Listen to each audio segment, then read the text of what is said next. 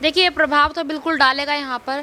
अभी तक 27 साल में बीजेपी राज कर रही थी गुजरात में, लेकिन अब देखिए मोरबी विधानसभा पे आप यहाँ देखिए, अब यहाँ सत्ता पलट हो सकती है क्योंकि आम आदमी पार्टी पहले नंबर की पार्टी बन चुकी है गुजरात के अंदर, कांग्रेस दूसरे नंबर की और जो बीजेपी पार्टी वो तीसरे नंबर की। यहाँ गुजरात की जनता ने तय कर लिया है कि कुछ भी हो जाए इस बार बीजेपी को साफ करना है। 27 साल का जो इतिहास बना के रखा है उसको धूमिल करना है, चौपट करना है। कि बीजेपी के लिए मायने नहीं रखता कि 1000 लोग मर रहे हैं, 140 लोग मर रहे हैं, 200 लोग मर रहे हैं, उनके लिए चुनाव जीतना है, जैसे भी जीतना है। तो आज हम देख रहे हैं कि इसीलिए आम आदमी पार्टी को जनता मौका दे रही है, क्योंकि ये गरीबों की पार्टी है, ये जनता के लिए बात कर रही है। और मुझे लग रहा है कि आम आदमी पार्टी इस बार गुजरात में वाकई बीजेपी को टक्कर देगी। देखिए, गुजरात चुनाव की अगर मैं रुख की बात करूं तो आज लाइव सेशन के दौरान भी मैं दर्शकों को बता रही थी कि जो सी वोटर्स का सबसे बड़ा रिपोर्ट जो है वो हमारे चैनल ने दिखाया था। उस सी वोटर्स की रिपोर्ट में इस बात का सबसे बड़ा खुलासा है कि क्या वाकई में एक्चुअल जो ये उनके साथ नाइंसाफी हो गई या वाकई में एक जिम्मेदारी है इस्तीफा देने की। देखिए, जिम्मेदारी तो तब पूरी होगी जब इसके हादसे के असली गुनहगार सामने आएंगे, क्योंकि इसमें एक बार फिर से आम नागरिक ही फंसे हैं। जो टिकट बेचता था, जो सिक्योरिटी गार्ड था, जो वहाँ मौजूद था,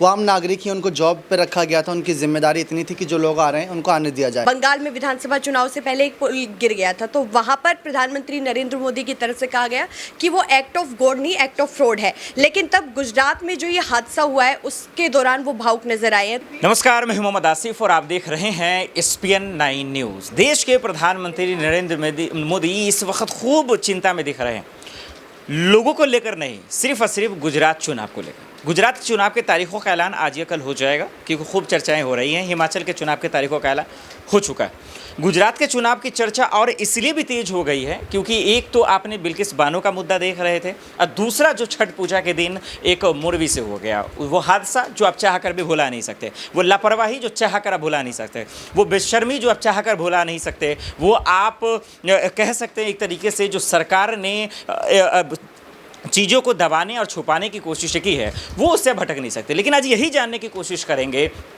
कि अब बिल्किस बानो का एक मुद्दा और जो मोरबी में हादसा हुआ उसके बाद से लोगों के मन में किस तरह के सवाल हैं, लोगों के मन में अब क्या नाराज़गियां हैं, किस तरह के गुस्से आ रहे हैं, ये जानना बेहद ज़रूरी है। और यही जानने की आज हम कोशिश करेंगे अपने तमाम सहयोगियों से। इस वक्त मेरे साथ किरण मौजूद हैं। किरण, आपका बहुत बहुत स्वागत है।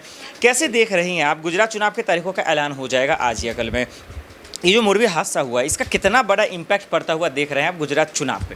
देखिए, इम्पैक्ट तो ऑब्वियसली पड़ेगा, ये चीज़ तो जगजाहिर है। लेकिन आपने जिस तरीके से सबसे पहले अपने इंट्रो में जिक्र किया कि प्रधानमंत्री नरेंद्र मोदी की जो मोरबी हादसा हुआ है उसका अगर हम एक बार जिक्र कर लेते हैं। 6 साल पहले बंगाल में विधानसभा चुनाव से पहले एक पुल गिर गया था, तो वहाँ पर प्रधानमंत्री नरेंद्र मोदी की तरफ से कहा गया कि वो एक्ट ऑफ गॉड नहीं, एक्ट ऑफ फ्रॉड है। लेकिन तब गुजरात में जो ये हादसा हुआ है उसके दौरान वो भावुक नजर आए हैं। तो ऐसे में दिखाई देता है कि प्रधानमंत्री नरेंद्र मोदी खुद ये चुनावी चाल यहाँ पर खेलते हुए रासलीला उनकी तरफ से की जा रही है। अब मैं आपको बताती चलती हूँ कि देखिए, अरविंद केजरीवाल की तरफ से और राहुल गांधी की तरफ से सबसे पहले रोकना चाह रहा हूँ, क्योंकि आप एक तरफ कह रहे हैं कि भाई ये चुनावी चाल है, और वहीं गुजरात की जनता और उनके चाहने वाले लोग कह रहे हैं कि भाई आज मोदी जी से तो भगवान का एक रूप अदा कर रहे हैं। इस पे कैसे देख रहे हैं? देखिए, भगवान का ये सब कुछ अभी हालांकि कहा जा रहा है, लेकिन अब जिस तरीके से हमने तमाम रिपोर्ट्स में देखा कि जनता के अंदर जिस तरीके से आक्रोश है और जिस तरीके से उनके अंदर नाराज़गी है, उसमें यही साफ नज़र आ रहा है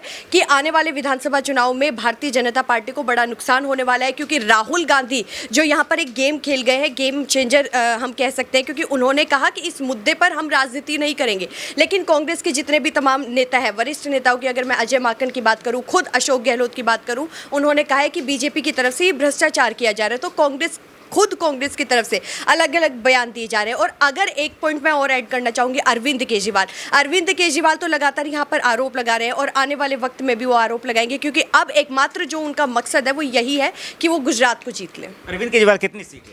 देखिए, अरविंद केजरीवाल की अगर मेरा पर्सनल ओपिनियन आप जानना चाहोगे तो 15 से 20 सीटें। 15। बहुत बहुत शुक्रिया किरण जी। 15 से 20 सीटें सर्वे जो हो रहे हैं उसमें भी यही बातें कही जा रही हैं। एक सवाल और मैं दीपक से ले लूं और उसके बाद मैं बाकी सहयोगी से बातचीत कर रहा हूं। दीपक, कैसे देख रहे हैं मोरबी हादसा, उसके बहुत सारे तमाम मुद्दों पे तमाम लोग अब सिर्फ सीएम के इस्तीफे की बात कर रहे हैं, आप कैसे देख रहे हैं कि क्या वाकई में एक्चुअल जो ये उनके साथ नाइंसाफ़ी हो गई या वाकई में एक जिम्मेदारी है इस्तीफा देने की? देखिए, जिम्मेदारी तो तब पूरी होगी जब इसके हादसे के असली गुनहगार सामने आएंगे, क्योंकि इसमें एक बार फिर से आम नागरिक ही फंसे हैं। जो टिकट बेचता था, जो सिक्योरिटी गार्ड था, जो वहाँ मौजूद था, वो आम नागरिक ही, उनको जॉब पर रखा गया था। उनकी जिम्मेदारी इतनी थी कि जो लोग आ रहे हैं उनको आने दिया जाए।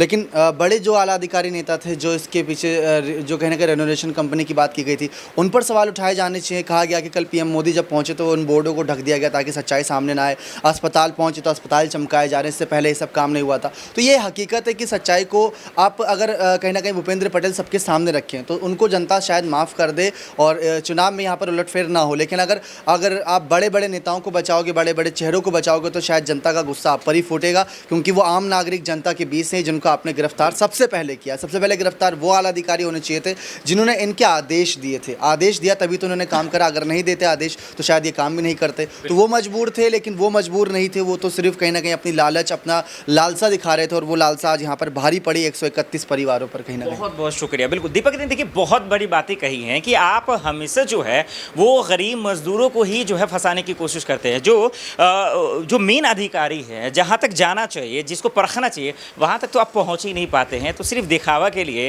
ये पेंटिंग लीपा पोती करने से जो सोच रहे हैं सरकार बच जाएगी और जिम्मेदारियों से आप बच जाएंगे, ऐसा नहीं होगा। यही वजह है कि और गुजरात का चुनाव इंटरेस्टिंग हो गया। क्रांति इस वक्त मेरे सहयोगी मौजूद हैं, कैसे देख रही हैं मोरबी हादसा के बाद अब चुनाव का रुख क्या हो गया है गुजरात चुनाव का? देखिए, गुजरात चुनाव की अगर मैं रुख की बात करूं तो आज लाइव सेशन के दौरान भी मैं दर्शकों को बता रही थी कि जो सी वोटर्स का सबसे बड़ा रिपोर्ट जो है वो हमारे चैनल ने दिखाया था। उस सी वोटर्स की रिपोर्ट में इस बात का सबसे बड़ा खुलासा है कि भाजपा जहां पहले नंबर पर थी, मतलब कि मान लीजिए इस बार आम आदमी पार्टी ने पूरी ताकत झोंक दी थी, उसके बाद भी उसको पहले नंबर से नहीं हटा पा रही थी, लेकिन जब से ये हादसा हुआ है उसके बाद से वो सीधे तीसरे पायदान पर पहुंच गई। यानी कि पहले नंबर पर आम आदमी पार्टी, दूसरे नंबर पर कांग्रेस और तीसरे नंबर पर जो है वो भाजपा पहुंची हुई दिखाई दे रही थी। बहुत बहुत शुक्रिया क्रांति। बिल्कुल ये बड़ी बात है। सोचिए कितना बड़ा उलटफेर हुआ है सिर्फ एक घटना होने से, इसे अंदाजा लगे। एक छोटा सा और सवाल राहुल सर से मिलो। राहुल सर, क्या लग रहा है कि पीएम मोदी की जिम्मेदारी यहाँ पे क्या होनी चाहिए? कि एक तो चुनावी सभा को आप देख रहे कर रहे हैं, क्या उन्हें खुद इस्तीफा लेना चाहिए अपने मंत्री का? बिल्कुल, देखिए अगर मैं बात करूं पीएम मोदी को पहले तो देश की जनता से माफ़ी मांगनी चाहिए